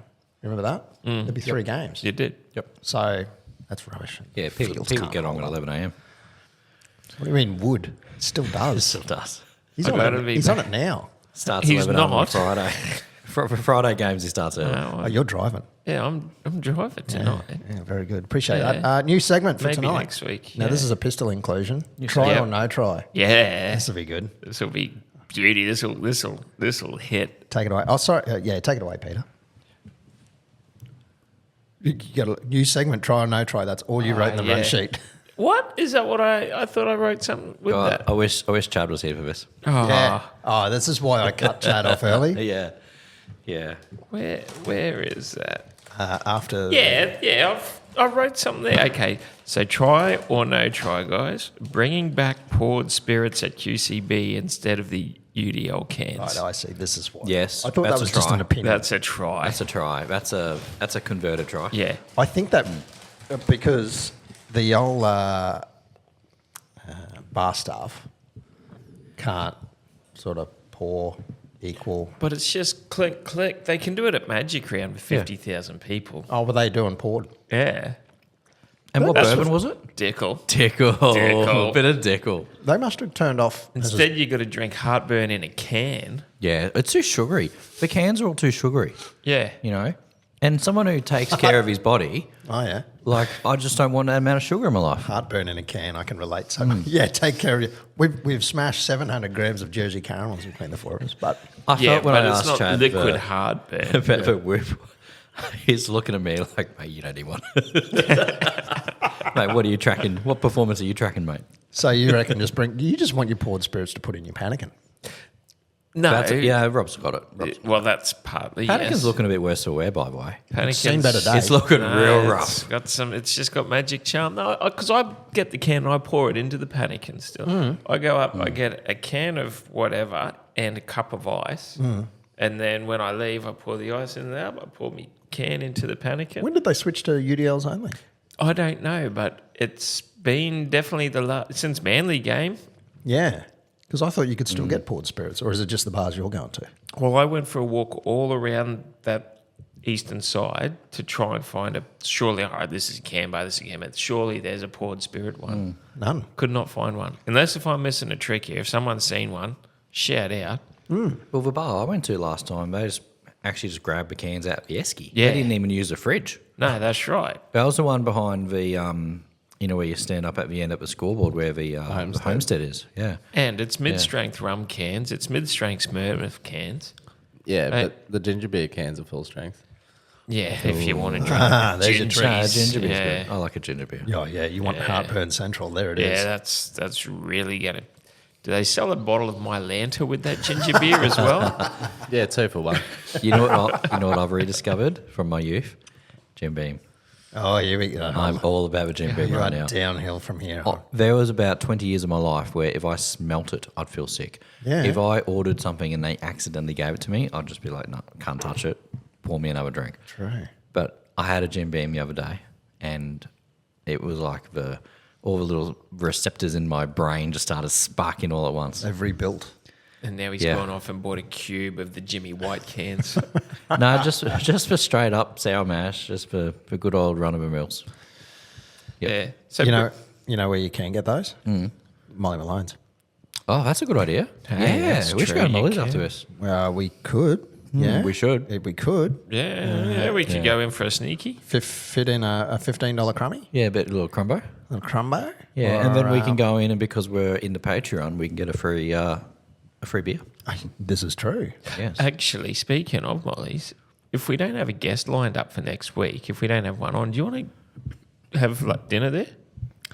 I'll have You to can check. pick me up at 6. Oh, I'm picking you up. I drove tonight. Oh, convenient. How well is that? Oh, I'll pick you up. I don't care. I don't need to have a beer. We'll let me. I can pick you up if we don't have a guest on. Leave home at 6. That's Mount Louisa. Order, eat. We can still be here by 7. We'll. I'll check my calendar. Do you want to come? I could be tempted. I'll be We down. might start the Yeah. pod at 7:15. Yeah, I could be tempted. Yeah, I haven't had a crumbo from there in ages. So. All right. Well, Send it. it's one in, all in. It's going to I happen. reckon All right. we get the crumbos, and then we get a table cop. And then I think we take the deck. Why with don't us we and just do a record it live there. show? record Why there. don't we just do a live show from Molly's next week? Let's do it. All right. Hit up Cole. I'm sure he'll be happy with it. Where's Pop? He won't say no. Oh, here we go. Hold up. He's been itching for us to do it. And look, that gets us right into the tipping comp. No, what have you done? Have you just booked something? No, we're You've good. Booked a table. 9 p.m. 9 p.m. You weren't here last. You weren't here Oh, last week. yeah. You mustn't have made it that far through the pod. Hey, back your way. You didn't get to be alarm bit. Yes, I did hear that part. Yes. Fuck yeah. I forgot about the alarm, Yes. and I did hear that. That was Yes, it was some quite- quality audio. Thanks good, very much. wasn't it? That was great. Yeah, just make sure anyone who, like some people put the podcast on to drift off to sleep. All of a sudden, brr, brr, brr. Lovely. Do you listen to us to go to sleep, do you? Yeah, I normally listen, to be honest, I listen the next day driving around town. Right. I thought Yeah. if you were listening to it when you went to sleep, I would just sort of say something into the mic like, That'd be lovely. you're now drifting off Yeah, very into quiet. No, I listen to it next REM day. sleep. Get your right hand off it, Morgan. Yeah. And it's funny, I normally, the bits So I'd be I... the other way around. The left one too. It's not that big. Stop fondling your balls, Morgan. Oh, all right. it's a Okay, good moving listen. on. Anyway, tipping comp, it is heating up. You know why? A lot of people used their joker last week. Yeah, fucked it. Yep, you did. I did. The top of the main competition now is Penthouse Potato. Not the potato. Not our potato. Penthouse Potato, he has called himself, and I think it's someone who's renamed. They have used a joker, tip 6. They're on 122 points No, there's no catching him from there. with a slight margin, and that's the only thing separating him from Get Your Tips Out, who is also on 122. They've got a joker each still in hand. So, got to be the Cowboys is in third. Hail 7. Cowboy Chicken. Hey, Billy, you're in 5th, mate. Yeah, dropped a few. Oh, no.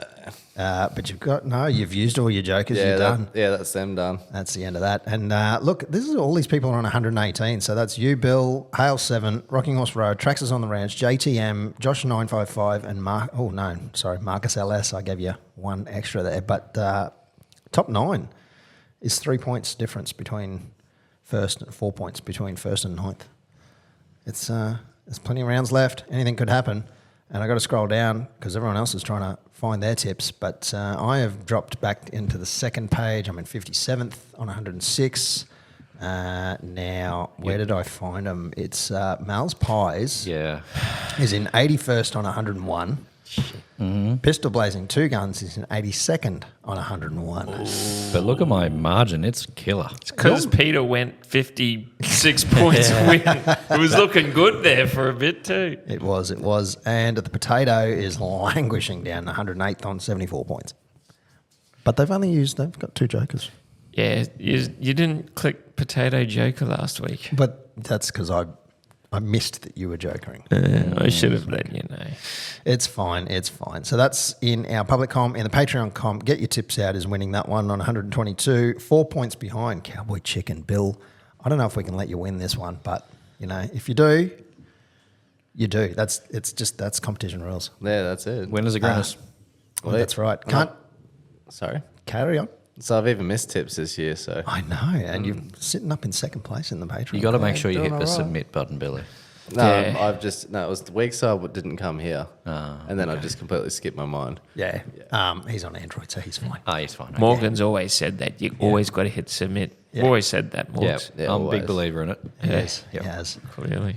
Tipping is now round 23. Holy moly. And the kicks off on Thursday night, August the 8th. The Rabbitohs are $5.50. The Storm are $1.15. Bloody hell. I'm going to go the Storm. I'm going to go by 10. The Potato has also picked the Storm. Is the potato doing a joke around this weekend? Yes. 'Cause, yeah, right. Potato is going joke around this year. Oh, hang on. Is it? Let me just check. I am also going joke around this round. Pussy. Is that your third and final? That is my third and final. It's the Jokers, the Potatoes second. Yeah, I wish I went joker this round.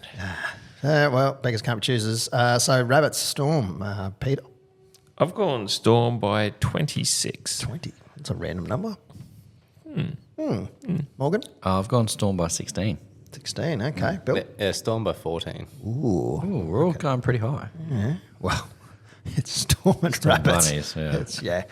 Friday the 9th, it's the Titans at $1.55 up against the Sharks at $2.45. I'm going the Titans. The Potato has gone the Sharks. Bill, not Bill, you're Pete. Oh, yeah. I've gone Titans. Titans, very good. The Morgan. tits from the glitter strip. Sharks for me. Okay, good. Sharks. Sharks. Yeah, I'm You're going Sharks. going to be wrong. We'll see. We'll see. Bill. Go on the Titans. Very good. I like it. Eels is the next game at $6, hosting the Panthers at $1.13. The Battle of the West. Something like that. The Panthers, I am going, and the Potatoes also going the Panthers. Battle Cats versus Slipperies. I've gone Penrith in a tight one. Toit like a toiger. Yeah, I think Eels have got a bit to prove, You reckon? I don't know if the Panthers will let them. but I don't think they will. Morgan. Yeah, I don't think so. Penrith for mine. Bill. Yeah, they go on the roof. Too easy. Saturday the 10th, Raiders $2.35 up against Manly at $1.60. I'm taking Manly. The Potato has also gone Manly. Pussies. I'm going Green Machine. Okay. They're fighting for their season, and how good would it be for Manly to slide out of the 8? Very good. This was a game that I flipped a coin. What coin?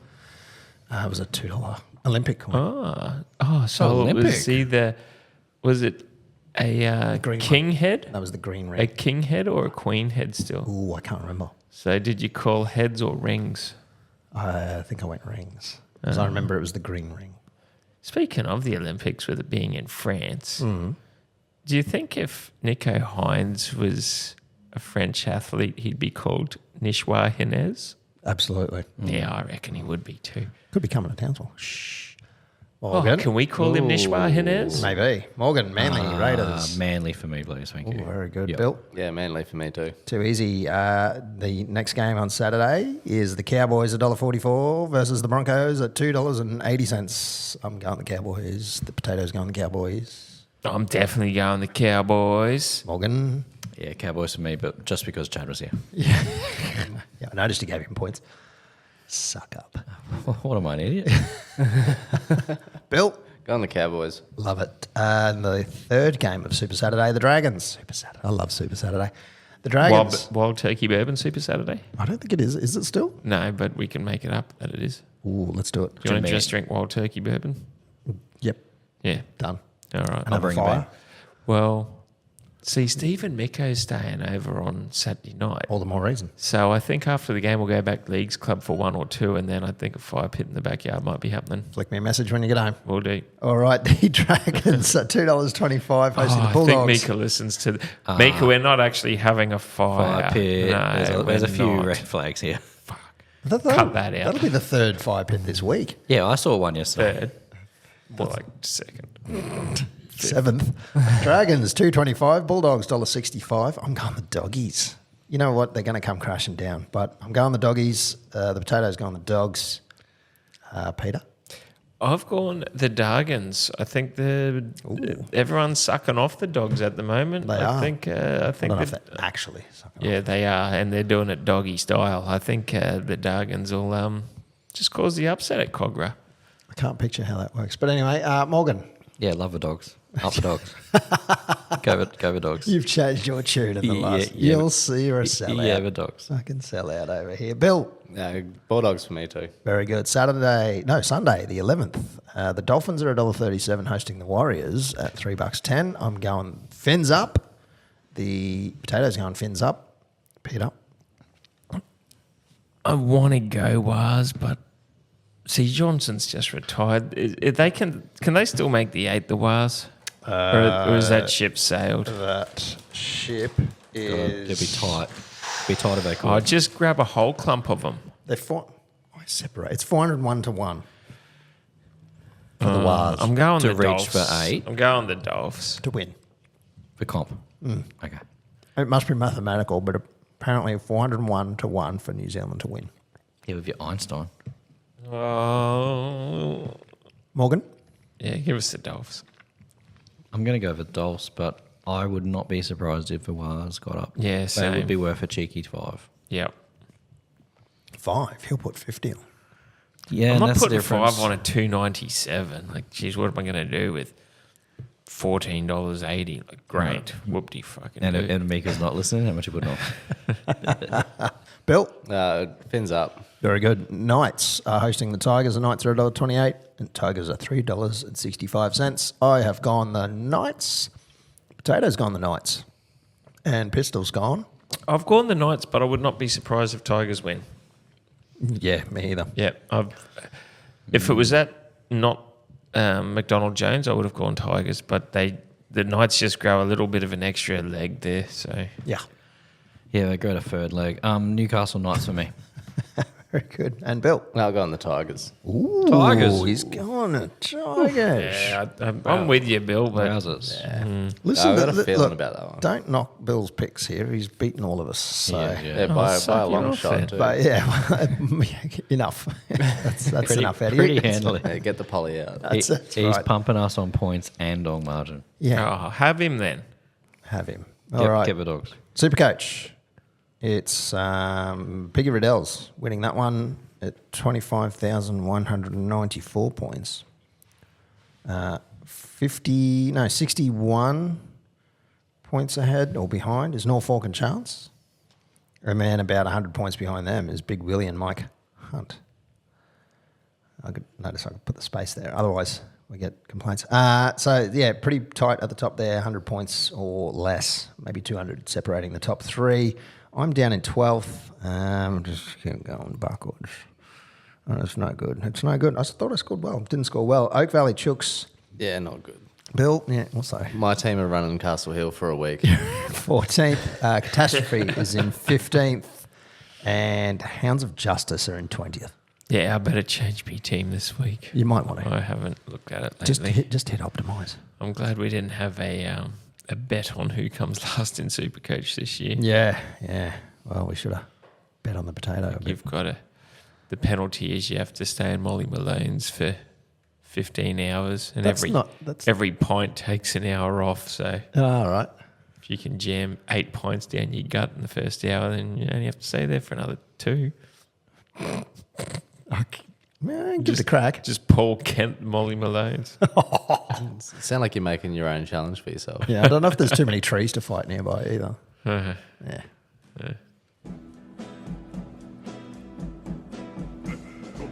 All right, we're back again. We almost got up last week with Pistol's famous multi. We didn't. We almost did. We are back, thanks to Fusion Networks, and for all your data and internet providing needs, and for any issues you have with software updates. If you're up in the cloud and you don't know how to get down, give my mate Man Morgan here a call. He'll sort you out with any ideas. He's actually on the blower right now doing some remote dialing. What a trooper. The world never ends. Yeah, hit the restart button. Yeah. Turn it on, turn it off again. Yep, sweet as. So this week we're going. Look, we're going to something special, all right? So this is a same game multi I was doing anyway for the Cows. So I was only going to do a same game multi because we're playing the Broncos at home, and the Broncos are a basket case at the moment. They've been flogged and beaten at piss and pig handles ever since Magic Round. So we've gone a same game multi of Talangi, Nanai, Felt, and Drinky to score at any time with a Cowboys 13+ win. I think that's a good realistic chance. Now, this is where it juices. We're throwing in the Storm to beat Bunnies by 13+. We're throwing in the Titans to beat the Sharks head-to-head. We're throwing the Panthers to beat the Eels by 13+. And the mighty Brisbane Lions to beat GWS at the Line, which is a -22.5 start. So as long as Lions win by 23 or more, we're home. $20 on that power play brings it up to $4,175.44. It's currently $206.77 to 1. So 20 on that. You're looking at a 4K return. This, I know it sounds ridiculous, but you think of that. Storm to win 13+ against Bunnies. You think that's a tick, yeah? Sure. I would. Titans against Sharks. Sharks are nothing. They're playing an informed Titans side. Penrith's not going to... They're going to beat Eels by 13+. Lions are flying. They're at the Gabatoir, 1:45 kickoff on the Saturday Arvo. Into a Cowboys same-game multi, which Talangi, Felt, Nanai, and Drink. Don't ask for a lot. Very, very possible. Look, if you want $4,000, chuck 20 on it. It's simple as that. This one's getting up. All brought to you by Fusion Networks. Very good. Thanks for that. I'll be having a look. I might just get on the Cowboys leg. We'll see. Well, if you get on the Cowboys leg, the other ones are basically wrote themselves with a green tick already. Yeah, I mean, maybe. What's the longest leg? They're all actually pretty short, other than the Cowboys leg. Brisbane -22.5 against GWS at the Gabatoir.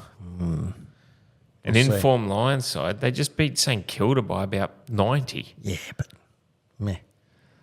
I'm hearing you, but it's at the Gabatoir on a Saturday afternoon. Okay, all right. Okay, we'll see. I like it. $1.90 just for that one.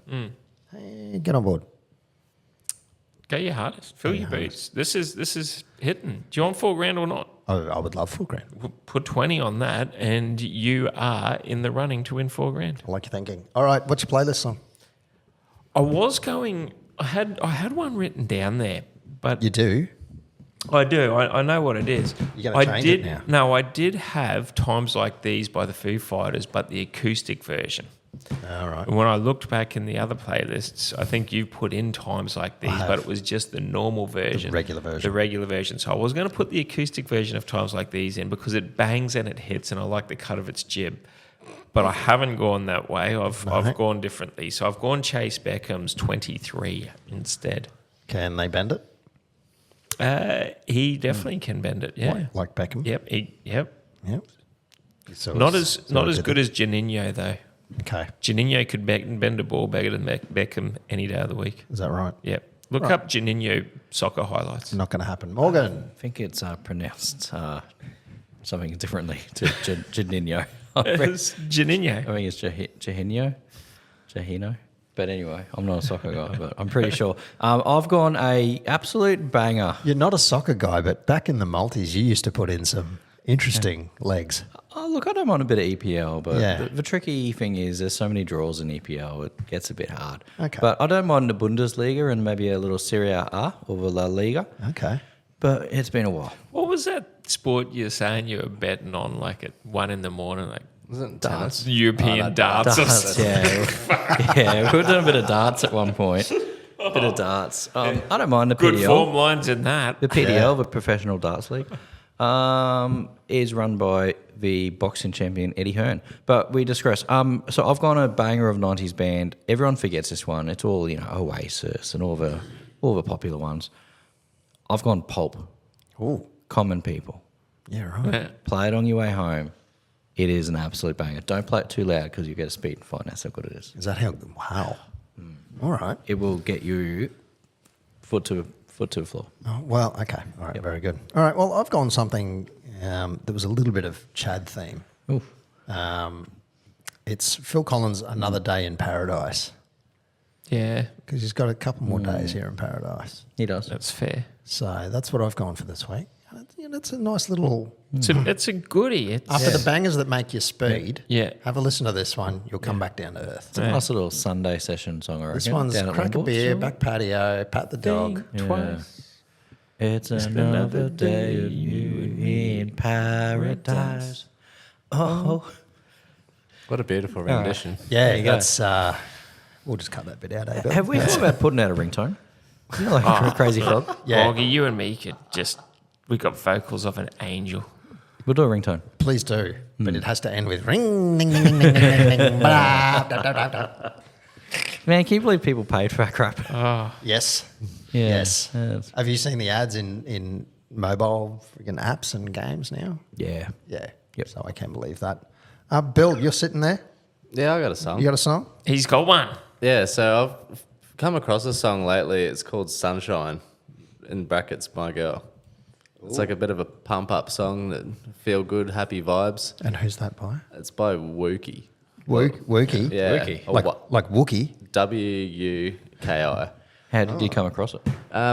I've just listened to a bunch of like dance music and stuff, and it just come up but just in a like suggested for you thing, and then I went, geez, this is really good. I like it. Yeah. Okay. All right. have to check That's... Gets me pumped up in the morning. Sunshine No, I don't think it's that song. on the window. That's very different. No, that's not. That's a bit of Spider Spider Bait. Bait, yeah. That's not the same. I know coming to Townsend. Probably. I think it might be. I don't You know. want to go? You want to go? Maybe. I'm free. You are. I'm free most nights, actually. Yeah. Funny that. Well, I'm not really. I've got a busy schedule. You're a free bird. Podcast, cricket, gym, work, Here we go. Please. Mount Work. Louisa Hill, gym. I mentioned gym. Mate. So Mika goes away and Jim moves in. Yeah, because Morgie and me have got a bet. He reckons it's going to go one or two ways. I'll be a big fat heifer. Yeah. Or I'll be ripped from coming out of the yard for 6 months. It's still it's still 50-50. We don't know It yet. still is. Yeah, it's dicey. Considering she had not been gone for an hour and it was Yes. and it was straight to the bars for a 3-day bender, I did enjoy that. Over one night. and then the races the next day. Come on. No, Yeah, he he didn't backed it Mika. up. He was very Come responsible. on. Yes. I'll be ripped. Totally. All right. Well, if you're looking for pistol blazing 2 guns, on the spot Facebook page, he will be ripped. Did do a video as well for the Tigers game on top of Mount Louisa. I did notice that. That's in your putting the guns out. Yeah, sun's out, guns out. Something like I'll that. have one for the Broncos game. Yeah. Is that a promise? Is it Yeah, I might even record it tonight. from the top of the hill? No, not from the top of the hill. No, Not I won't tonight. be recording it tonight. Morgan Holmes Evans for Fusion Networks. Yeah, thanks for having me, everyone. And how good was Chad tonight? Very good. Very good. Very Fantastic. Very good insight. What a Dude's got guy. A lot going on. Yeah, Just a really good dude. player. Yeah, he was really good. Good. Salt of the earth. Good bloke. Good, honest bloke. Indeed. I'm XR Bob on all the socials as well. And Billy is here. I'm here. Thanks, Bill. And you can find us at On The Range NQ on Instagram and on Patreon. Get over and sign up. And you can get yourself a free drink at Molly's. You can get yourself this is about an extra 25 odd minutes with Chad. There's some extra Yeah. chat with Chad. Really good Patreon content tonight. Especially good with Chad. Yeah. So if you want to hear what goes on inside his head, Sign on up.